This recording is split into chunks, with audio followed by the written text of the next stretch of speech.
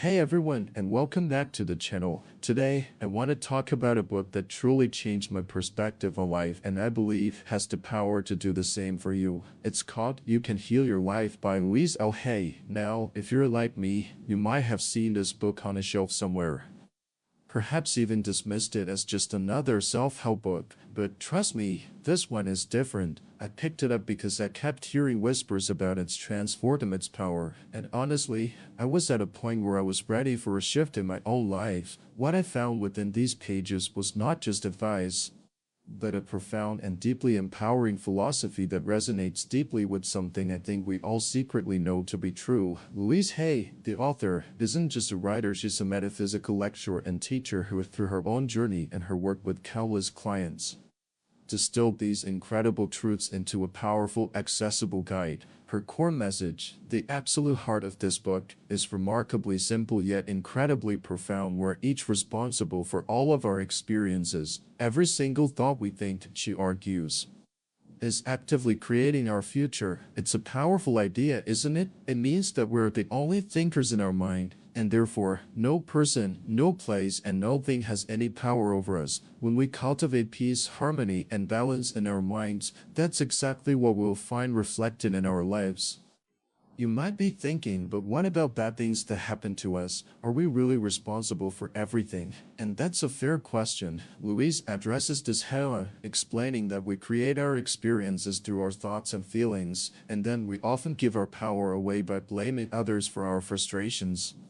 The universe, she says, completely supports every thought we choose to think and believe. So, if you choose to believe that people are out to get me, that becomes your truth, creating specific experiences. But if you choose to believe everyone is always helpful, you'll create entirely different ones. The universal power never judges or criticizes us, it simply reflects our beliefs back to us in our lives. One of the most eye-opening concepts for me was her take on where our problems come from. Louise states that the innermost belief for almost everyone she has worked with is always, I'm not good enough. We often add to that feeling by thinking I don't do enough or I don't deserve. This deeply ingrained belief, she explains, is usually learned as very little children from the reactions of the adults around us. We tend to recreate the emotional environment of our early home life and our grown-up relationships, treating ourselves the way our parents treated us. It's like we internalize those messages, constantly scolding and punishing ourselves with phrases like, you never do anything right or it's all your fault. But here's the beautiful part. Louise insists we shouldn't blame our parents. She sees us as all being victims of victims. Our parents could only teach us what they knew, and if they didn't know how to love themselves, they couldn't teach us. In fact, she proposes the radical idea we choose our parents. We incarnate on this planet to learn specific lessons for our spiritual evolution, and we pick the parents who will perfectly mirror the patterns we need to work on in this lifetime. So, that difficult relationship you have with a parent, there was a chosen lesson, perfectly designed for your growth. Now, if all our problems stem from these inner thought patterns, what do we do about it? Louise offers a powerful answer. The point of power is always in the present moment. All our past experiences were created by past thoughts, but they're over. What truly matters is what you're choosing to think and believe right now, because those thoughts are creating your future. The good news is, the only thing we're ever dealing with is a thought, and a thought can be changed. Even self-hatred is just hating a thought you have about yourself. Change the thought, and the feeling must go. Louise emphasizes that resentment, criticism, guilt, and fear cause more problems than anything else, both in our bodies and our lives. For instance, long-held resentment can manifest as cancer, and constant criticism can lead to arthritis. The solution? Forgiveness. She says that all disease comes from a state of unforgiveness. We need to be willing to release the past and forgive everyone, including ourselves. Even if you don't know how to forgive or don't want to, just saying you're willing to forgive begins the healing process. It's about letting go, not condoning the behavior. So, if we're not supposed to criticize ourselves, and forgiveness is key, how do we start? Louise introduces the concept of loving the self. This isn't about vanity but about deep respect and gratitude for who we are. When we truly love, accept, and approve of ourselves exactly as we are, everything in life works. Health improves, money comes, relationships flourish, creativity flows, and the first step to loving yourself, never ever criticizing yourselves for anything. She challenges as you have been criticizing yourself for years and it hasn't worked. Try approving of yourself and see what happens. One of her most impactful exercises, and one that really stuck with me, is mirror work. She asks clients to look into a mirror, into their own eyes, and say their name, followed by, "I love it, accept you exactly as you are." She recounts how difficult this is for many, even causing people to cry or get angry. For years, she herself only looked in the mirror to criticize what she saw. But this simple exercise, she says, quickly reveals core issues. She discovered that the problem is rarely the real problem. For example, someone obsessed with their looks might actually be convinced something was wrong with her, or someone fighting overweight is often struggling with fear and a need for protection, not truly a food problem. The real problem, she finds, is always a lack of self-love.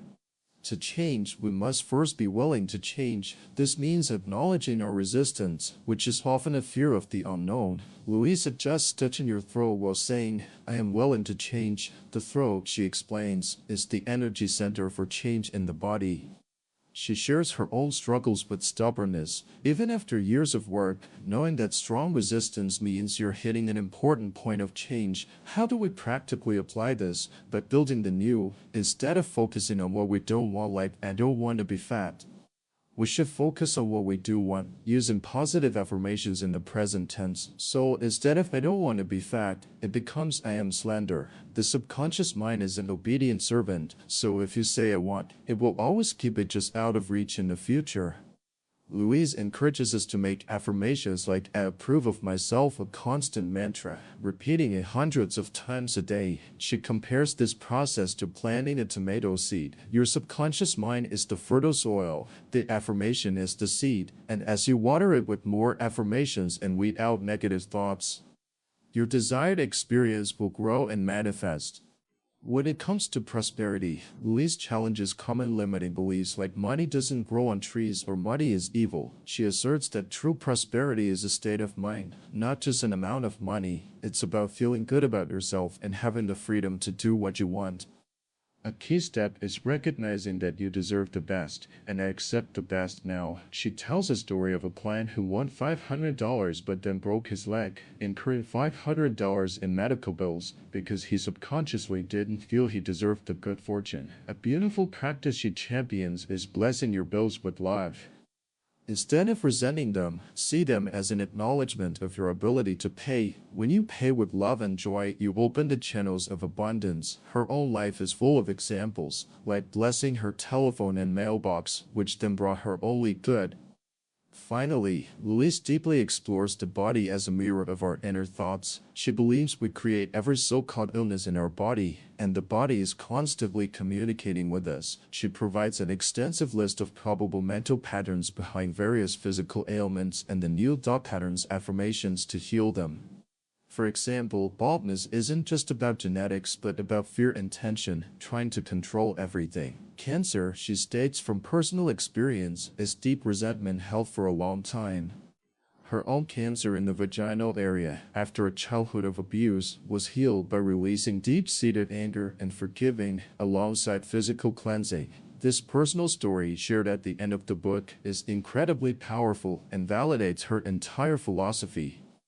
She proves that disease can be healed if we are willing to change the way we think and believe and act. So what's the takeaway here? This book, You Can Heal Your Life, is more than just a read. It's an invitation to a new way of living. It's about understanding that your mind is a powerful tool, that you are not a helpless victim of your circumstances, but rather the master of your own thoughts. It encourages you to embark on a journey of self-discovery, to gently but persistently clean your mental house, releasing old limiting beliefs and embracing the love and magnificence that is your true self. My recommendation to you, my friend, is to not just read this book, but to do the exercises. Give yourself the time and space to truly engage with the material. Louise suggests reading it once quickly, then going back slowly to do each exercise in depth. Work with the affirmations. Practice the mirror work and be willing to release your resistance. In a world that often teaches us to look outside ourselves for solutions, Louise Hay reminds us that the power is within you. By choosing love, acceptance, and forgiveness, you can truly transform your life, creating the health, happiness, and prosperity you deserve. It's a journey, yes, but as Louise discovered in her own life, it's never too late to begin. Her final message is one of profound peace and acceptance. All is well in my world. And after reading this book, you might just find yourself saying the same thing too. Thanks for listening, and I'll see you in the next one.